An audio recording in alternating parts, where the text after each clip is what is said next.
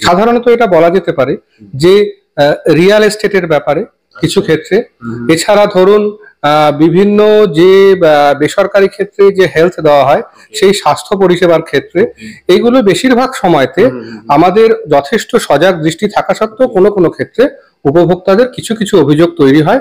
Only child থেকে রাতারাতি joint family join করা, সব কাজিনসদের নাম মনে রাখাটাই তো। চল চল সবাই এসে গেছে। এত বড় স্টার্টআপের ফাউন্ডারের সাথে বিয়ে হলে অর্ধেক সময় তো ওই ভিডিও কলেই কেটে যাবে। নতুন ঘরবাড়ি, নতুন ফ্যামিলি, নতুন নিয়ম কানুন, বিয়ের পর অনেক কিছু পাল্টে যায়। কিন্তু শুধু আমার জন্য কেন? অনুরাধা, বিজয়, শুভ্র আর ডাকনাথ এই যে নিজের স্টার্টআপ নিয়ে এত বিজি থাকে, বিয়ের পরে কতটা টাইম বার করতে পারবে জানি না। ভাগ্য ভালো, বিয়ের জন্য টাইম বার করতে পেরেছে। করতে হয়েছে। নতুন জীবন শুরু করার দায়িত্ব কিছুটা আমার, কিছুটা আমাদের। ঐতিহ্যকে ধরে চলি, নতুন গল্প লিখে চলি। আমরা রিভার কোণে, আমরা বাংলার ঐশান। যে কোনো ধরনের ইন্স্যুরেন্সের জন্য আপনারা মিস্টার কিষণ কুমার আগরওয়ালকে 9831278158 নম্বরে যোগাযোগ করতে পারেন। 24/7 ताजा समाचार के पाठकों के लिए मेरी तरफ से हार्दिक शुभकामनाएं। 24/7 তাজা সমাচার সমস্ত দর্শককে জানাচ্ছি আন্তরিক শুভেচ্ছা।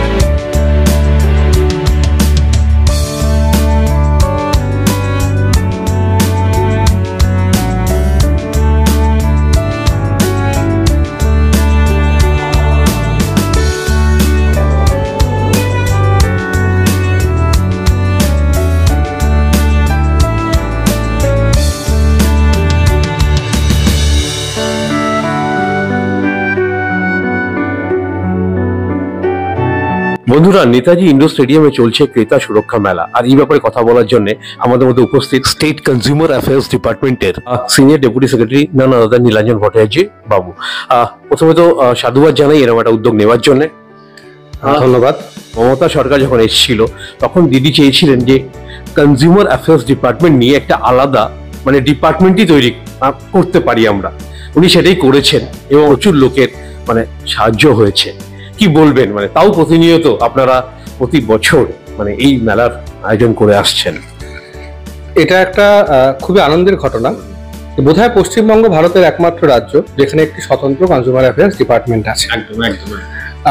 সেই জন্য এখানে কনজিউমারদের বিভিন্ন যে বিষয়গুলো থাকে, প্রথম কথা হচ্ছে তাদের সচেতন করা, দ্বিতীয় কথা হচ্ছে এছাড়াও বিভিন্ন সচেতনতা থাকলেও অনেকে অনেক সময় কিছু কিছু প্রতারণার ফাঁদে জড়িয়ে পড়েন। সেক্ষেত্রে তারা কোথা থেকে খুব অল্প সময় এবং খুব মানে তাদের নির্দিষ্ট যে তাদের যেটা সামর্থ্য আছে তার মধ্যে যাতে সঙ্গে সঙ্গে তারা দ্রুত ব্যবস্থা পেতে পারেন, এই বিষয়গুলো কনজিউমার অ্যাফেয়ার্স ডিপার্টমেন্ট যেমন দেখে। এছাড়া বিভিন্ন জায়গায় আপনারা জানেন ক্রয় করতে গেলে ওয়েটস এবং মেজার্স মানে বিভিন্ন যে বাটখারা থাকে বা যেগুলো যন্ত্র থাকে যার সাহায্যে ওজন করা যায়, সেগুলোর যদি সুনিশ্চিত করা যায় তার ভেরিফিকেশন এবং স্ট্যান্ডার্ডাইজেশন, তাহলেও এটা সুনিশ্চিত হয় যে ক্রেতারা কোনো কিছু কেনার সময়তে কোনো রকম ভাবে কোনো অসুবিধার মুখোমুখি পড়বেন না। তারও একটি অংশ হচ্ছে কনজিউমার অ্যাফেয়ার্স ডিপার্টমেন্টের ডাইরেক্টরেট অফ লিগাল মেট্রোলজি, যার মাধ্যমে এইভাবে আমরা কনজিউমারদের কাছে পৌঁছে থাকি এবং তাদের যদি কোনো সমস্যা হয় তা নিরসন করে থাকি। একটা ই দাখিল পোর্টালও লঞ্চ করা হয়েছিল কিছু বছর আগে আর কি। আমি এটা জানতে চাইবো যে ওখানে মানে কিরকম আপনারা মানে রেসপন্স পেয়েছেন আর কি।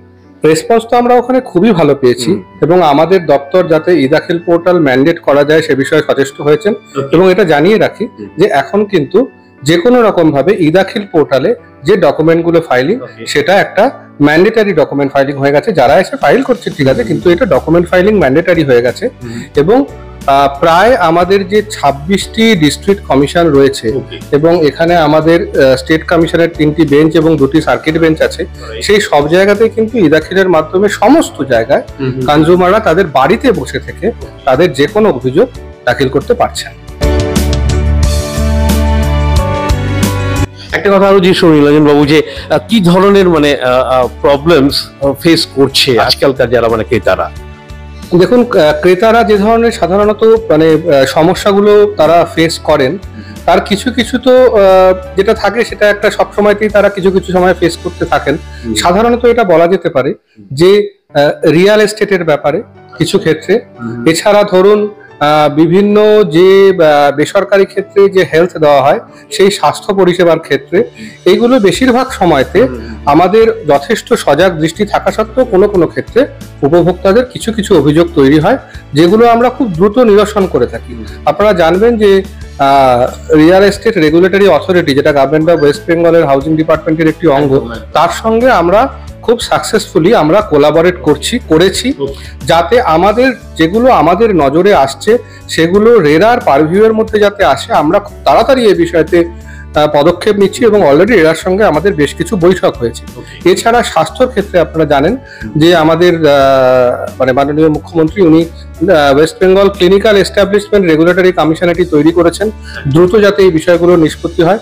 তাদের সঙ্গেও কিন্তু আমাদের একটা সুষ্ঠু ঘনিষ্ঠ যোগাযোগ রয়েছে যার মাধ্যমে আমরা বিভিন্ন কনজিউমারদের অভিযোগ নিরসন করছি। এছাড়া বর্তমানে ডাইরেক্ট সেলিং বা ই কমার্স, আপনারা জানেন ই কমার্স প্ল্যাটফর্ম অ্যামাজন বা ইত্যাদি যেগুলো থাকে, সেখানে কিছু কিছু ক্ষেত্রে কিছু অভিযোগ আমাদের কাছে আসছে। যেহেতু এই প্ল্যাটফর্মগুলো বেশিরভাগই সাইবার ওরিয়েন্টেড, সেক্ষেত্রে আমরা অনেক সময়তে সাইবার সিকিউরিটি সেলের সঙ্গেও টেক আপ করে ব্যাপারগুলো আমরা নিরসন করছি। আমি যদি লাস্ট ইয়ারের কথা বলি, কতগুলো কমপ্লেন্ট লজ হয়েছে আর কি? আর আপনি যদি মানে এই রানিং ইয়ারের কথা যেটা বলেন, আমরা সাধারণত যেটা কমপ্লেন নিয়ে থাকি সেটা আমাদের কনজিউমার কমিশনে কমপ্লেন জমা পড়ে। এছাড়া আমাদের বিভিন্ন রিজিওনাল অফিসগুলোতে কমপ্লেন জমা হয়, যেগুলো আমরা খুব দ্রুত কমিশনে না গিয়ে নিরসন করে দেওয়ার ব্যবস্থা করি। সংখ্যার ব্যাপারে আসি যদি, মানে ওয়েস্ট বেঙ্গল বোধহয় এটা একমাত্র উদ্যোগ যারা সাধারণ মানুষদের ওই মানে যেটা ধরুন কমিশনের পদ্ধতি ছাড়াও খুব তাড়াতাড়ি স্পিডি ডিসপোজালের জন্য এটি করা হয়। আপনি যদি এইরকম ভাবে এই উদ্যোগ যেগুলো আমাদের রিজিওনাল অফিসে জমা পড়ে, সেটি আমাদের গত এই অর্থবর্ষে এখনো পর্যন্ত প্রায় 5100 মতো কমপ্লেন জমা পড়েছে, যার মধ্যে প্রায় 4850 মতো অলরেডি আমরা ডিসপোজ করে দিয়েছি। আর আপনি যদি কনজিউমার কমিশনের কথা বলেন তাহলে টিল ডেট প্রায় 6800 মতো জমা পড়েছে, যার ডিসপোজাল রেট মোর দ্যান 87%। খুবই ভালো একটা ফিগার আপনি বললেন। আর এই গত 3 দিন ধরে আপনারা একটা কাউন্টারও এখানে বানিয়েছেন যেখানে মানে কাস্টমাররা এসে ডিরেক্টলি কমপ্লেন লজ করতে পারে, তো সেই সংখ্যাটা কত হয়েছে মানে বিগত 2 দিনে? আমাদের এখানে সেটি আমাদের প্রতিদিন আমাদের মানে এটা হিসেব নিয়ে তারপরে প্রতিদিন বলতে হয়। গত দিনের বা আজকের 2 দিনের হিসেব নিয়ে বলা যায়, গতদিন এখনো পর্যন্ত আমাদের এখানে সাধারণত ওই দেখবেন CANFBP একটি স্টল আছে আর RTPS মানে যেটা রাইট টু পাবলিক সার্ভিস, সেখানে প্রায় কালকে এবং আজকে মিলিয়ে প্রায় 600 থেকে 700 লোক এসেছেন এবং তারা বিভিন্ন বিষয়ে জেনে গেছেন এবং কিছু কিছু ক্ষেত্রে কোথায় তারা অভিযোগ দাখিল করলে তাড়াতাড়ি সমাধান হবে তার বিষয়ে যে লিফলেট এবং SOP সেগুলো নিয়ে গেছেন। এই মুহূর্তে আমাদের যারা দর্শক যারা আপনাকে দেখছেন তাদের উদ্দেশ্যে আপনি কি বলতে চাইবেন? এটাই বলতে চাইবো যে সরকার, পশ্চিমবঙ্গ সরকার উপভোক্তা বিষয়ক দপ্তর সবসময় আপনাদের পাশে আছে। বিভিন্নভাবে আপনাদের অধিকার সম্পর্কে আমরা আপনাদের সচেতন করে চলেছি নিয়মিত। একটু অনুরোধ থাকবে, আপনারা যখন অবশ্যই আমাদের কাছে যদি কোনো অসুবিধা হয় নিশ্চয়ই আসবেন, আমরা অতি সত্বরতা সমাধানের ব্যবস্থা করব। কিন্তু যেইগুলো আমরা আপনাদের সচেতন করার চেষ্টা করছি, একটু যদি সেগুলো খেয়াল রেখে বিভিন্ন রকম প্রোডাক্ট, সে আপনি শহরে হন বা গ্রামে হন, কেনার সময় যদি এটা লক্ষ্য রেখে চলেন তাহলে আপনাদের মানে পরিষেবাটা তাড়াতাড়ি পৌঁছে দিতে আমাদের অনেক সুবিধা হয়। নীলাঞ্জনবাবু যদি কোনো টোল ফ্রি নাম্বার থেকে থাকে আপনারা যদি শেয়ার করেন। আমাদের একটি টোল ফ্রি নাম্বার আছে, সেই টোল ফ্রি নাম্বার হচ্ছে আপনি এখানে কমপ্লেনটি জানাতে পারেন 1800-345-2808।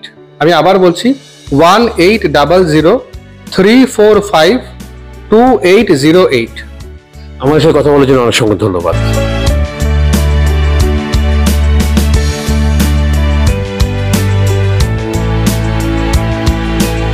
24/7 তারা সমাচারকে বলি যে তাদের যা দর্শক বন্ধুরা, শ্রোতা বন্ধুরা যারাই আছো, বড়দিনের অনেক শুভেচ্ছা রইল। Merry Christmas to all of you and happy new year in advance। Exclusive jewellery collection DTC London द्वारा best showroom award winner RR Agarwal jewellers, Kolkata Jaipur के बाद अब रौरकेला में भी RR अग्रवाल ज्वेलर्स, रिश्ता भरोसे का।